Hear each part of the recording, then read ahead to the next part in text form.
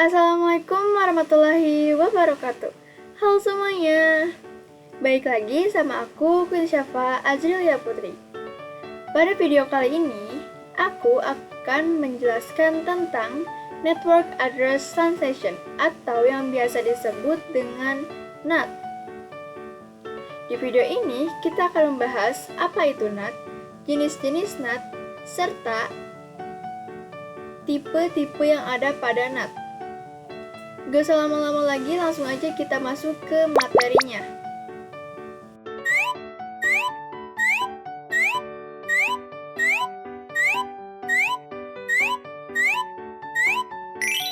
Oke guys, aku udah masuk ke materinya di sini. Apa itu NAT? Jadi, NAT atau Network Address Translation adalah teknologi yang ada di router untuk mengubah alamat IP private menjadi IP public.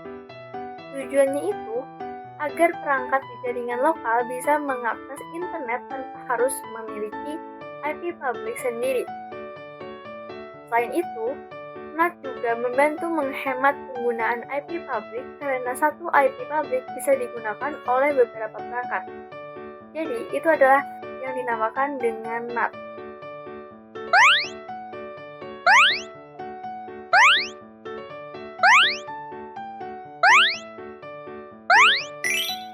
Oke, di sini ada jenis-jenis dari NAT.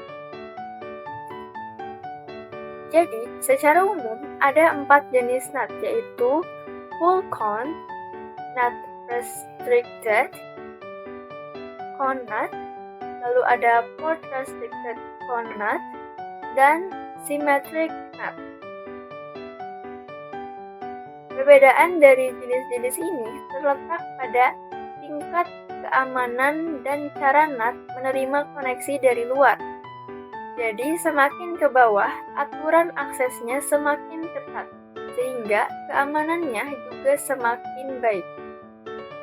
Itu adalah jenis-jenis dari NAT. Lalu di sini ada tipe yang ada pada NAT. Oke, yang pertama di sini ada NAT static. NAT static itu adalah pemetaan satu IP private ke satu IP public secara tetap. Jadi, alamat IP public tidak berubah. Biasanya digunakan untuk server, misalnya web server atau CCTV, supaya perangkat tersebut selalu bisa diakses di luar penggunaan IP yang sama. Jadi itu adalah NAT static. Yang kedua, ada yang dinamakan dengan NAT dynamic. Berbeda banget dengan NAT static, NAT dynamic ini memberikan IP public secara otomatis dari kumpulan IP yang tersedia atau disebut dengan IP pool. Jadi, IP public ini yang digunakan bisa berubah sesuai ketersediaan. Jenis ini cocok untuk jaringan dengan banyak pengguna. Jadi itu adalah dynamic NAT. Lalu, yang terakhir di sini ada NAT overload atau PAT. Jadi, NAT overload atau PAT ini memungkinkan banyak perangkat menggunakan satu IP public dengan bersamaan.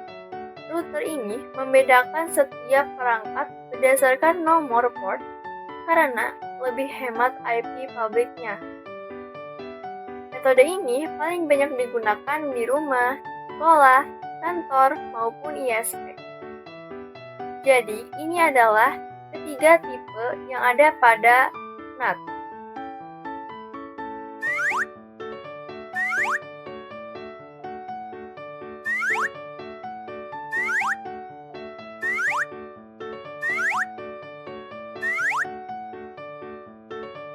Mungkin segitu saja penjelasan tentang NAT.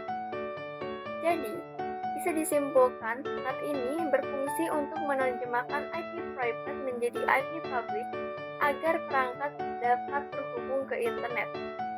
NAT ini memiliki beberapa jenis dengan tingkat keamanan yang berbeda-beda. Dalam praktiknya, yang paling sering digunakan adalah NAT static untuk server dan NAT overload atau PAT. Untuk jaringan sehari-hari, karena lebih efisien dalam penggunaan IP public, jadi untuk upload ini bisa menggunakan untuk sehari-hari. Mungkin segitu saja untuk materinya. Sekarang kita akan masuk ke aplikasi Cisco Paket Tracer untuk melakukan konfigurasi dengan menggunakan NAT. Oke guys, di sini aku udah masuk ke aplikasi Cisco Paket Tracer. Dan di sini aku udah bikin topologinya, yaitu ada server dengan menggunakan IP address 172.16.23.2 dengan prefix 24. Lalu ini ada default routernya. Lalu ini ada IP defaultnya. Lalu di sini ada router. Router ini akan menjadi Google. Lalu untuk IP jalurnya yaitu 10.10.10.1 dengan menggunakan autonomous system yaitu 1. Dan di sini ada router lagi. Untuk router ini, untuk router kedua, aku akan namakan menjadi ISP atau Internet Service Provider. Internet Service Provider itu adalah pusat untuk mengirim internetnya. Lalu di router ketiga, di sini aku akan namai sebagai client. Oke. Untuk Google, IP jalurnya itu menggunakan 10.10.10.1 dan 10.10.2. Lalu untuk router ISP, dia menggunakan autonomous system 2. IP jalur dari ISP ke klien yaitu 11.11.11.1 dan 11.11.11.2 dan menggunakan satu switch dan 2 PC dengan VLAN 10, IP address-nya 192.168.10.1 dan VLAN 20, IP address-nya 192.168.20.1. Oke guys, jadi jaringan ini adalah jaringan yang di private dan jaringan yang sebelah sini adalah jaringan yang public. Masalahnya, bagaimana caranya jaringan yang private ini bisa nyambung ke jaringan yang publik, atau yang publik ini bisa nyambung ke jaringan yang private. Jadi kita akan menggunakan di sini metode NAT atau Network Address Translation. Dan di sini juga kita akan menggunakan protokol BGP untuk konfigurasi dinamiknya. Jadi di sini aku akan gabung dua metode yaitu static dan dynamic. Oke, yang pertama yang kita lakukan dalam konfigurasi ini, yang pertama kita isi dulu atau konfigurasi dulu servernya. Kita ke desktop, IP configuration, kita isi IP address-nya yaitu 172.16.23.2. Subnet masknya diganti jadi 255 dan default gateway-nya juga diisi. Nah, setelah itu kita masuk ke router yang Google. Seperti biasa, ketika ada tulisan seperti ini, kita tinggal no aja. Lalu enable configure terminal. Lalu kita masukkan atau kita ubah nama routernya menjadi Google, yaitu hostname Google. Gitu. Lalu interface gigabyte 0/0. Masukkan IP address-nya itu 172.16.23.1. dengan subnet mask 255.255.255.0. Lalu kita nyalakan dengan menggunakan perintah no shutdown. Oke, sekarang kita ke interface gigabyte 0/1. Masukkan IP address-nya yaitu 10.10.10.1.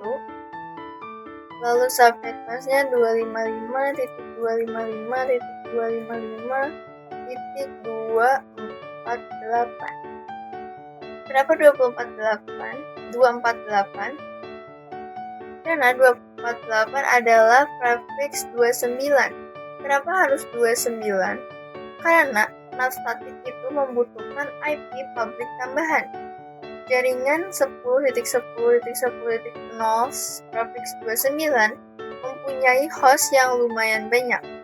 Jadi IP yang akan ditranslatekan itu bisa dipakai untuk NAT static. Jadi kita harus menggunakan yang prefix 29 ini. Oke, kita lanjut. Nyalakan yaitu no shutdown. Lalu kita masukkan protokolnya yaitu router BGP 1 dengan autonomous system 1. Seperti yang ada di sini, autonomous system 1. Kita masukkan IP jalur dari tetangganya yaitu neighbor 10.10.10.2. Lalu masukkan remote autonomous system yang 2. Lalu network 172.16.23.0 dengan NAS 255.255.255.0. Lalu untuk kita masuk ke VLAN-nya, kita harus IP root VLAN-nya ke router Google supaya router Google ini atau server juga bisa masuk ke VLAN. Oke, kita IP root 192.168.10.0 dengan subnet mask 255.255.255.0. Lalu masukkan IP jalurnya yaitu 10.10.10.2. Jadi kita memasukkan IP jalur terdekat. Jadi kita menggunakan IP jalur yang ini. Jadi kita lanjut, masukkan VLAN 20 berarti IP root 192.168.10.20.0.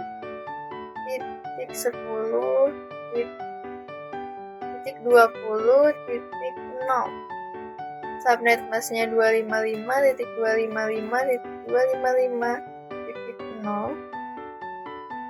Lalu masukkan IP jalur terdekat yaitu 10.10.2. Oke, setelah ini kita simpan konfigurasinya dengan mengetik atau mengetikkan perintah do write ini. Nah, ketika sudah built-in configuration oke, berarti ini sudah tersimpan. Jadi misalnya kalau routernya mati, konfigurasi ini tidak akan hilang. Lanjut aja kita ke router ISP. Kita masukin no enable configure terminal, ubah namanya hostname ISP, lalu interface gigabyte 0/0, IP address 10.10.10.10.2 dengan subnet mask 255.255.255.248. Sama ya seperti tadi. Nah, sekarang kita akan memasukkan IP NAT yaitu di sini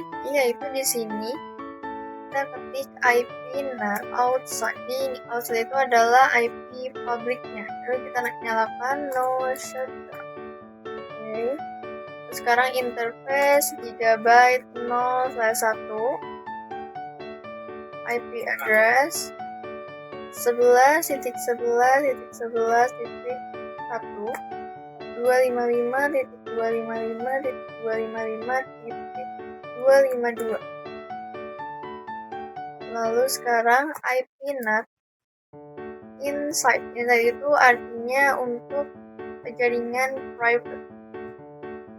Nyalakan no shutdown. Oke, setelah ini kita masukkan protokolnya, yaitu router BGP 2. Autonomous systemnya adalah 2. Lalu masukkan neighbor, yaitu 10.10.10.1, remote autonomous system 1. Nah, di sini sudah ada ya. Neighbornya itu up, atau artinya dia udah tahu tetangganya itu yang sebelah mana, dia saling berkomunikasi. Selanjutnya sekarang kita IP route VLAN-nya 192.168.10.255.255.255.0. Lalu kita pakai IP jalur terdekat. Berarti kita menggunakan IP jalur yang ini, yaitu 11.11.11.2. IP route lagi 92.168.20.0 dengan subnet mask 255.255.255.0 dengan IP jalur yang sama 11.11.11.2. Oke, setelah ini aku akan memasukkan IP route dari IP default, yaitu di sini kita ketik IP route itu 0.0.0.0, lalu 0.0.0.0, lalu masukkan IP jalur 10.10.10.1 seperti ini.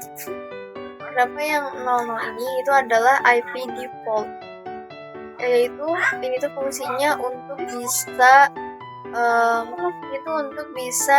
dia tuh mengakses banyak jaringan. Kita menggunakan IP default. Kenapa 00? Ya emang udah dari sananya 00. Oke, sekarang kita masukkan IP NAT inside, bisa kalau dibilang itu IP NAT private. Lalu source, kita masukkan IP VLAN 168.10.2,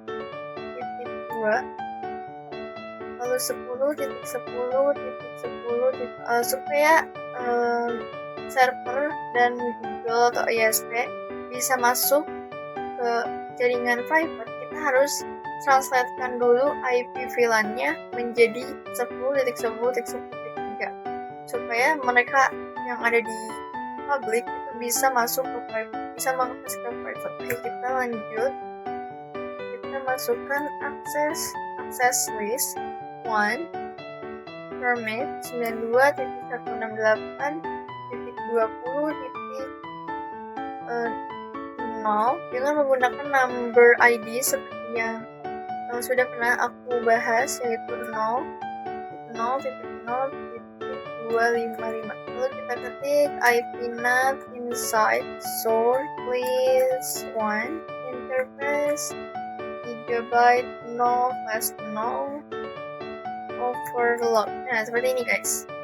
Lalu kita simpan konfigurasinya supaya tidak hilang, yaitu do write.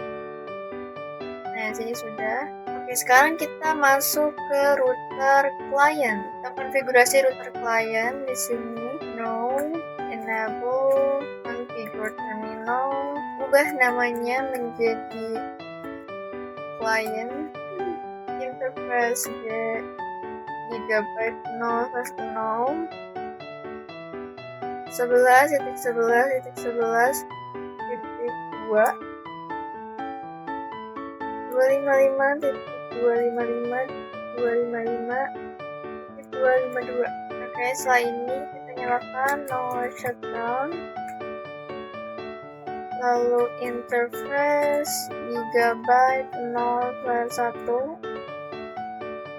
no shutdown. Nah, sekarang kita masukkan atau konfigurasikan VLAN-nya, yaitu interface gigabyte 0.1.10, lalu kita gunakan encapsulation.1q10, IP address 192.168.10.255.255.255.0, lalu interface lagi, interface gigabyte 0.1.20, lalu kita encapsulation lagi, encapsulation.1q20, masukkan IP address-nya yaitu 192.168.20.1 dengan subnetnya 255.255.255.0. Setelah ini kita masukkan lagi IP default-nya,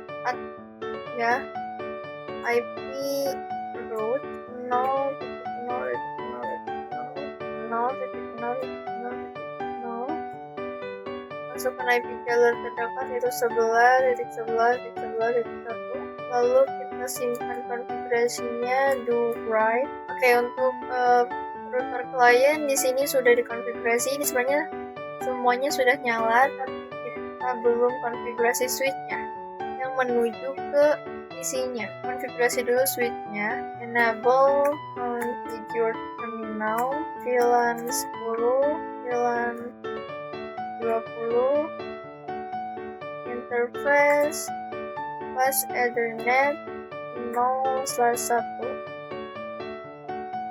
Kita terang dulu switch port mode terang,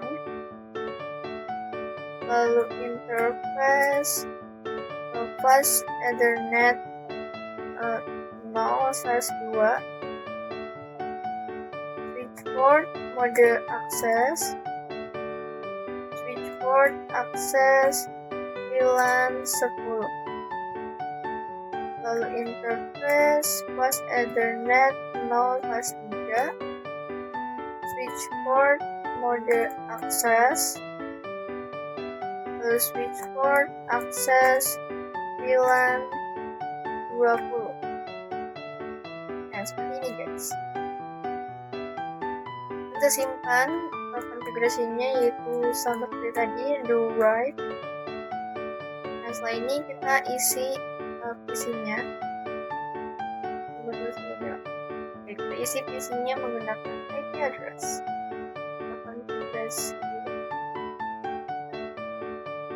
92.168.10.2.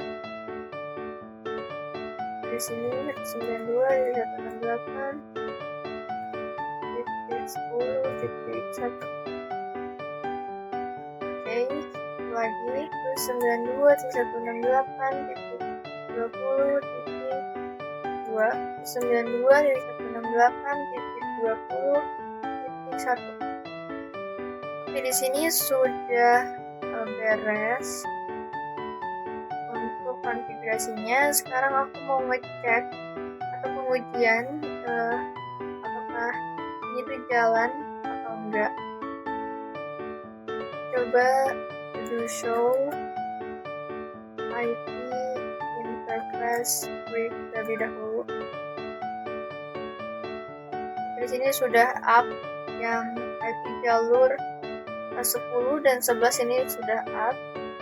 Sekarang kita show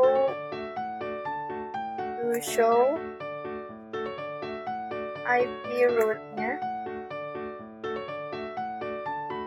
Di sini sudah ada BGP, dan static. Di sini ada yang 00 juga. Yang 00 ini status ditandai dengan bintang seperti ini. Bintangnya adalah default, menandakan default. Oke. Setelah ini kita akan coba pengujian atau tes pesan dari server ke Google dulu. Hasilnya successful, Lalu kita dari server ke ISP, hasilnya juga successful. Lalu dari server ke klien, pasti akan failed. Oke, nah itu ya, ke server dan ke PC 0. Coba klik 2 kali. Dan hasilnya adalah successful. Sekarang kita dari server ke PC 1. Kita klik 2 kali. Hasilnya juga successful. Yang bermasalah di sini adalah dari server ke klien itu tidak bisa. Tapi kalau dari ISP ke klien, apakah bisa? Nah, kalau dari ISP ke klien itu pasti bisa. Karena ISP sudah punya IP dari kliennya. Tapi server, kita tidak punya IP kliennya. Oke, gimana caranya supaya server ini bisa nyambung ke klien? Caranya, kita harus konfigurasi routing pada router Google. Oke, kita coba tambahkan konfigurasinya. Kita enable dan configure terminal. Lalu kita IP route, IP jalur dari klien, itu 11.11.11.0, 255.255.255.252. Lalu 10.10.10.2.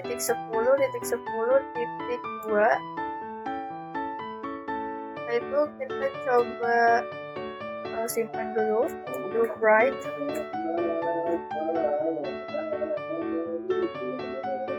Oke, setelah ini kita coba ke klien. Dan kita pastikan ada IP root ini. IP root dari default dan IP jalurnya itu adalah 11. Jadi sini sudah ada. Berarti kita tidak perlu menambahkan lagi.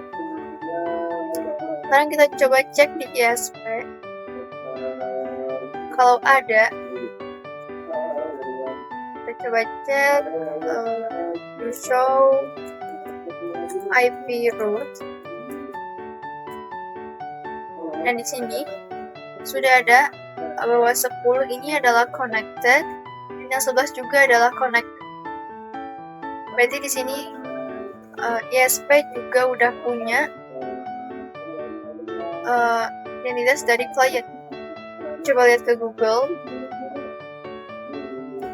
Kita do show IP root. Nah, di sini juga udah ada 11 atau IP jalur dari klien itu sudah ada di sini. Sekarang kita coba pesan dari server ke klien. Dan hasilnya successful. Bisa lihat perbandingannya, tadi itu adalah failed dan sekarang successful. Oke guys, itu tadi adalah penjelasan dan implementasi di Cisco Packet Tracer mengenai Network Address Translation.